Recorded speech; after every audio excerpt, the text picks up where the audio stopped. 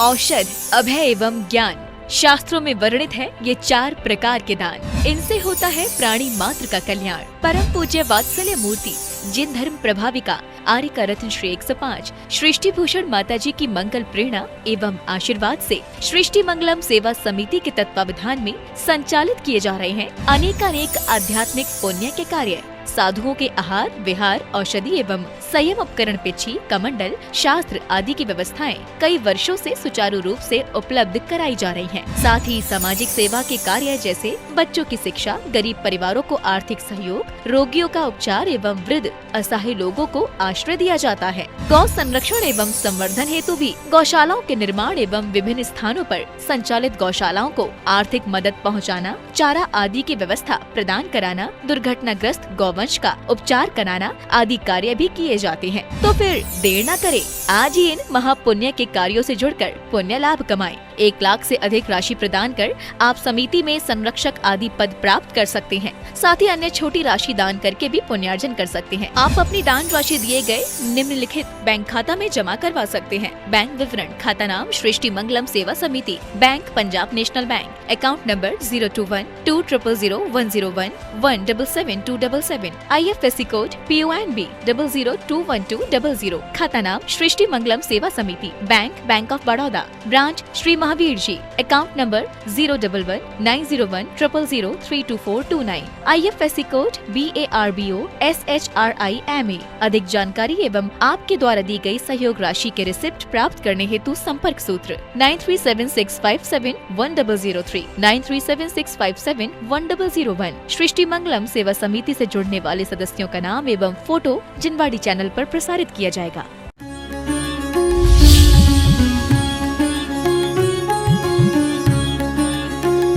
Charge भक्ति करे हैं सो निर्मल आचार धरे। क्योंकि वास्तव में आचार्य तो प्रचारी भी होते हैं, प्रकृताचारी भी होते हैं। आचार्य कई प्रकार के होते हैं, लेकिन हमारे यहाँ आचार्य कहे जिसका आचरण अच्छा हो, जो स्वयं भी पंचाचार का पालन करता हो और अपने शिष्यों को भी कराता हो। का जो निर्मल आचार धरे हैं सो निर्मल आचार। जो आचार्यों की भक्ति करते हैं, आचार्यों की भक्ति का मतलब अर्घ्य चढ़ाना नहीं है।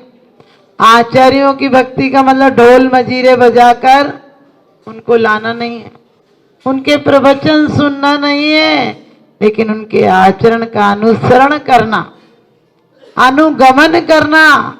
एक पेड़ दूसरे पेड़ की पूजा करे, परिक्रमा करे, जल चढ़ाए तो कभी पेड़ नहीं बन जाएगा। एक बीज, एक से बीज हैं, जो एक बीज को भूमि जल एक समय पर मिल गया वो आज वृक्ष बन गया, लेकिन दूसरा बीज परिक्रमा आदि करे तो कुछ नहीं बन पाएगा। हम भी एक बीज से, एक वो बीज हैं आप लोगों के बीच में जो आचरण को धारण करके परमेश्वरी के उत्कृष्ट पद पर पहुंच गए हैं। कहते मंदिर की मूर्तियां तो मौन रहती हैं, उनसे वास्ता क्या है? गुरुदेव आप ही बता दो कि परमात्मा तक पहुंचने का रास्ता क्या है। आचार्य एक जज की तरह होते हैं, आचार्य एक मास्टर की तरह होते हैं, आचार्य एक डॉक्टर की तरह होते हैं, और आचार्य एक कलाकार की तरह होते हैं। आचार्य एक सच पूछो तो मूर्तिकार की तरह होते हैं, जो पैरों में पड़े पत्थर को मूर्ति बना देता है, जगत पूज्य बना देता है। और आचार्य वो है जो अनावश्यक अंग को काटकर एक सही रूप दे देता है। आचार्य वो कलाकार हैं, वो स्वर्णकार हैं, जो सोने की कालिमा को हटा देते हैं और सोने को कीमती बना देते हैं। इस लोक में क्या कीमत देगा आदमी? इस लोक में यदि अपनी कीमत भी लगाओ, हार्ट, किडनी, लीवर सब बेचो, तो कितनी कीमत लग जाएगी? 1 करोड़ लग जाएगी। ज्यादा से ज्यादा 1 करोड़ लग जाएगी, और मर जाओगे तो 5 रुपए का सामान है। एल्युमिनियम, लोहा आदि कितना है? 5 रुपए का सामान है। ज्यादा महंगी होगी तो 7 रुपए में बिक जाओगे। इतना सा सामान है, जब तक श्वास है तब तक आस है। लेकिन आचार्य तो इसे परमात्मा तक पहुंचने का मार्ग बता देते हैं, क्योंकि वो स्वयं भी उनका आचरण आदर्श है। जिस प्रकार से जज देखता है कि एक ही अपराध किया, एक ही सी मौत हुई है, लेकिन लक्ष्य क्या था, उद्देश्य क्या था, भूल से मरा, जानकर मरा, कैसे मरा, ये आचार्य देखकर प्रायश्चित देते हैं। और प्रायश्चित ही नहीं देते, मात्र प्रायश्चित सजा नहीं है, सजा नहीं है, वो हमेशा की सजा से मजा में पहुंचने का रास्ता है। प्रायश्चित आत्म अवलोकन का मौका है। प्रायश्चित में गलतियों का पछतावा नहीं करते हैं, हमारे प्रमाद से जो भूले हुई उसका पश्चाताप करते हैं। और एक बात प्रमाद अवस्था दूर हो जाए तो अप्रमाद अवस्था आ जाएगी। आप कभी चोरी जानकर नहीं करते, आप कहोगे हम तो जान के करते नहीं, आप इतने मोह के नशे में हो तो चोरी हो जाती है, हिंसा हो जाती है, झूठ हो जाता है, कुशील हो जाता है, परिग्रह हो जाता है, सब कुछ हो जाता है, क्योंकि आप पर मोह का नशा गहरा छाया। आपने जीव द्रव्य को सिर्फ सोचा है कि बस स्थायी है। यदि एक ख्याल आ जाए, जो आचार्य कहते हैं कि पंचाचार का पालन करते, किसको क्या प्रायश्चित देना, एक को कहते तुम्हें भोजन करके आना, एक को कहते नीरस करके आना, तीसरे को बोलते हैं उसी प्रायश्चित में उपवास करना, क्योंकि उन्हें पता है दर्शनाचार कैसे पुष्ट करना, सम्यक दर्शन से कोई च्युत नहीं हो, इसलिए उसे कैसी आर्य के समय में आर्य और मलेच्छ के समय में मलेच्छ भाषा बोलते हैं। आप किसी अनपढ़ के आगे अंग्रेजी झाड़ने लगो तो काम चलेगा क्या? एक व्यक्ति ने यस नो थैंक यू और वेरी गुड 4 शब्द याद कर रखे थे, और वो कहीं कहीं बोल देता यस नो, सोचता मैं अंग्रेज हो गया। एक दिन ट्रेन में सफर कर रहा था और किसी का सामान चोरी चला गया। उसने पूछा भाई साहब आपने देखा? बोला यस। बोले दे दो, बोले नो। तो उसने एक थप्पड़ मार दिया, बोले वेरी गुड। उसने 2-3 मार दिए तो बोले थैंक यू। आप समझ गए, ऐसी अंग्रेजी पढ़ने से कुछ नहीं होगा। रोज तुम वही कर रहे हो, रोज वही काम कर रहे हो। क्या कर रहे हो? रोज बोल रहे सुनिए जी ने अर्ज हमारी। अरे वो सुनकर भी क्या करें ऐसे आदमी की जो बाद में वही गलती करेगा, उसे सजा तो होनी है। जज कितनी बार माफ करेगा? कृष्ण जी में 100 बार किए थे, आप समझ गए माफ। कितनी बार कोई अपराध माफ करेगा? अरे एक बार अंतरंग से प्रायश्चित का भाव आ जाए, दोबारा अपराध होगा नहीं। हम बोलते हैं निज को निज पर को परिजान, फिर दुख का नहीं लेस निदान। अपनी हालत क्या है? पर को निज निज को परिजान, फिर सुख का नहीं लेस निदान। आप समझ गए? उल्टा अर्थ कर रहे हैं। निज आत्मा को आत्म परिणति में रहने दो, पर को पर परिणति में रहने दो। हम पर को अपने रूप अनुकूल करा रहे और अब स्वयं पर के अनुकूल हो सकता है क्या? चमेली कभी चाहे गुलाब हो जाए तो हो सकती है क्या? और गुलाब चाहे कि जूही कमल हो जाए तो हो सकता है? वो स्वयं मिट जाएगी। आप भी ध्यान रखना, हम उस पत्थर की तरह हैं, जो पत्थर यदि किसी स्वर्ण मूर्तिकार में आ जाता तो मूर्ति बनकर जगत पूज हो जाता। लेकिन एक नाली के पास पड़े पत्थर को अभिमान आया कि मैं भी क्या इन नाली वाले पत्थरों के साथ रहूंगा, ऊपर उड़ूंगा। अचानक एक कोई मन चला आया और उसने वही पत्थर को उठाया और ऊपर फेंक दिया। खुश हो गया, फूल कर गुप्पा हो गया, कहने लगे देखो मैंने कहा था जो मैं चाहता हूँ वही होता है। आज मैं आकाश की ऊंचाई में जा रहा, तुम लोग साले नाली में पड़े पड़े पछता रहे होगे कि मैं कहाँ जा रहा हूँ और तुम कहाँ पड़े हो। और कहते उसने पत्थर मारा, एक राजभवन के शीशे से टकराया वो पत्थर, और राजभवन में जब टकराया तो वहां कालीन बिछे थे, इतर छिड़का हुआ था, गुलाब लगे थे, गुलाब की पाखुड़ियां बिछी थी राजा के लिए।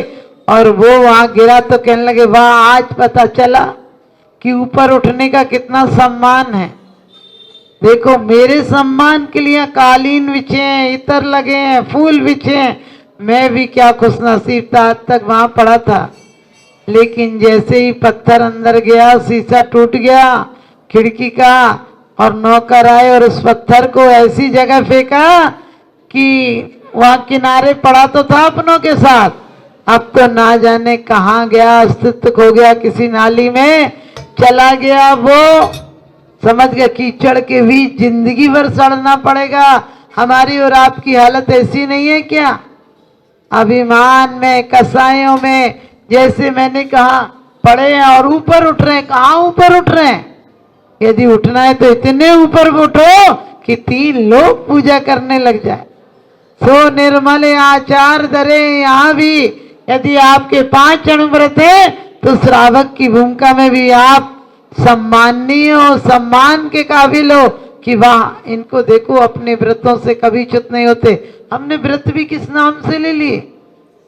व्रत भी किस नाम से ले लिए? हमें छूना नहीं, छूना नहीं, छूना नहीं करके है। लोटा भर पानी में ये बिलछानी डाल देना, ये डाल देना, ये कर देना, यहाँ कर देना, ये मर्यादा के बाहर हो गया। ये व्रत है क्या? क्योंकि कहते हैं हमारे अंदर अहिंसा नहीं, फिर काहे का अहिंसा व्रत? हम बोलते ऐसा है कि किसी का दिल छार छार हो जाए, हम बोलते ऐसा है किसी का दिल बाग बाग हो जाए। कहते हैं अमीरों के घर मत जाना, वो बात बात पर इतराने लगते हैं और छोटी छोटी चीजों की कीमत बताने लगते हैं। अधजल गगरी छलकत जाए, क्या करते हो? रूखन विकाया भाग्यवश से देव एक इंद्री हुआ। ऐसी सी पर्यायें हमने धारण की। पालक के साथ थोड़ी सी सौंफ फ्री में मिल जाती है। रूखन विकाया भाग्यवश से देव एक इंद्री हुआ। यही कारण है इतना सा देव एक इंद्री हो जाता है। अपना अवधि ज्ञान नहीं लगाए, माँ के घर में इतना दुख, यहाँ इतना दुख, यहाँ दुख, जाओ तुम पे 10,000 हो तो 1 रुपए की चीज जहां चाहे से खरीद लाओ। यदि पुण्य था और तुमने चाहा तो जाओ, एक इंद्री में पैदा हो जाओ।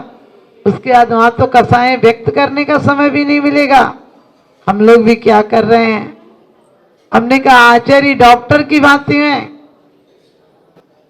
डॉक्टर हमारे मर्ज देखकर बता देता है कि तुम वहां गए होगे ठंडी में, कुछ ऐसा खा लिया होगा, ये कर लिया होगा, अब ये दवाई लो और ये परहेज करो। हमारे आचार्य भी हमारी आकुलता, हमारे दुख दर्द देखकर हमें सोचिए। आप लोग सोचते हैं आप बड़े महलों में रह रहे हो, बड़े महलों में रह रहे हो। सच बताओ, जो अपने में रह रहा है वो कहते जंगल में रहे या भवन में रहे, उसे कोई फर्क नहीं पड़ता।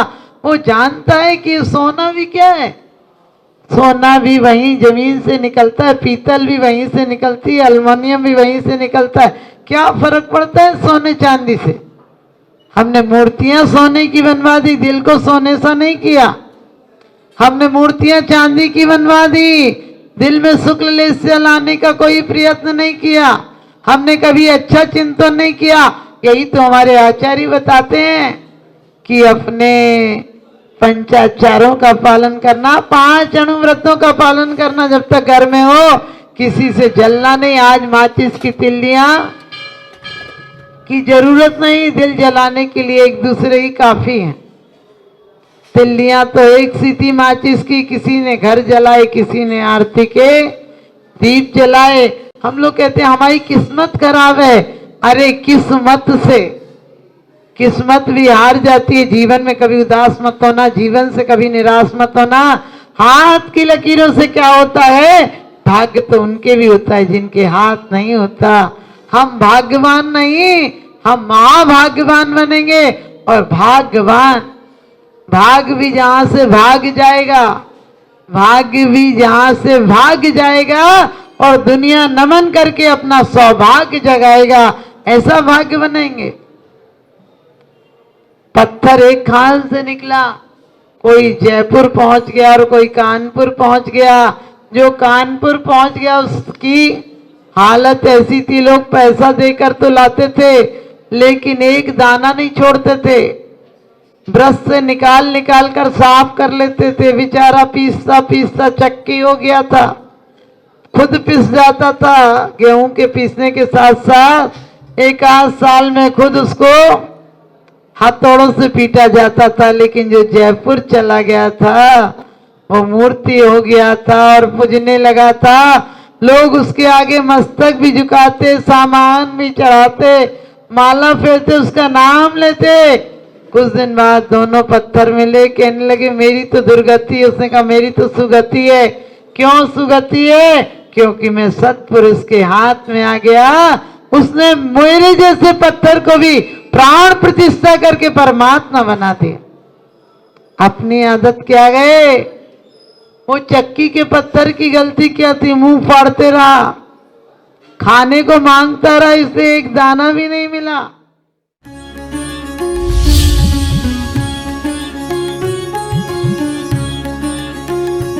आहार, औषध, अभय एवं ज्ञान। शास्त्रों में वर्णित है ये 4 प्रकार के दान। इनसे होता है प्राणी मात्र का कल्याण। परम पूज्य वात्सल्य मूर्ति जिन धर्म प्रभाविका आर्यका रत्न श्री 105 सृष्टि भूषण माता जी की मंगल प्रेरणा एवं आशीर्वाद से सृष्टि मंगलम सेवा समिति के तत्वावधान में संचालित किए जा रहे हैं अनेकानेक आध्यात्मिक पुण्य के कार्य। साधुओं के आहार, विहार, औषधि एवं संयम उपकरण, पिछी, कमंडल, शास्त्र आदि की व्यवस्थाएं कई वर्षों से सुचारू रूप से उपलब्ध कराई जा रही हैं। साथ ही सामाजिक सेवा के कार्य जैसे बच्चों की शिक्षा, गरीब परिवारों को आर्थिक सहयोग, रोगियों का उपचार एवं वृद्ध असहाय लोगों को आश्रय दिया जाता है। गौ संरक्षण एवं संवर्धन हेतु भी गौशालाओं के निर्माण एवं विभिन्न स्थानों पर संचालित गौशालाओं को आर्थिक मदद पहुँचाना, चारा आदि की व्यवस्था प्रदान कराना, दुर्घटनाग्रस्त गौवंश का उपचार कराना आदि कार्य भी किए जाते हैं। तो फिर देर न करें, आज ही इन महापुण्य के कार्यों से जुड़कर पुण्य लाभ कमाएं। 1 लाख से अधिक राशि प्रदान कर आप समिति में संरक्षक आदि पद प्राप्त कर सकते हैं। साथ ही अन्य छोटी राशि दान करके भी पुण्यार्जन कर सकते हैं। आप अपनी दान राशि दिए गए निम्नलिखित बैंक खाता में जमा करवा सकते हैं। बैंक विवरण: खाता नाम Srishti Mangalam Seva Samiti, bank Punjab National Bank, account number 021-200-101-177-277, IFSC code PONB 0021200। खाता नाम Srishti Mangalam Seva Samiti, Bank of Baroda, branch Shri Mahavir ji, account number 011-901-000-32429, IFSC code BARBO SHRIMA। अधिक जानकारी एवं आपके द्वारा दी गई सहयोग राशि के रिसिप्ट प्राप्त करने हेतु संपर्क सूत्र 9376571003, 9376571001। सृष्टि मंगलम सेवा समिति से जुड़ने वाले सदस्यों का नाम एवं फोटो जिनवाड़ी चैनल पर प्रसारित किया जाएगा।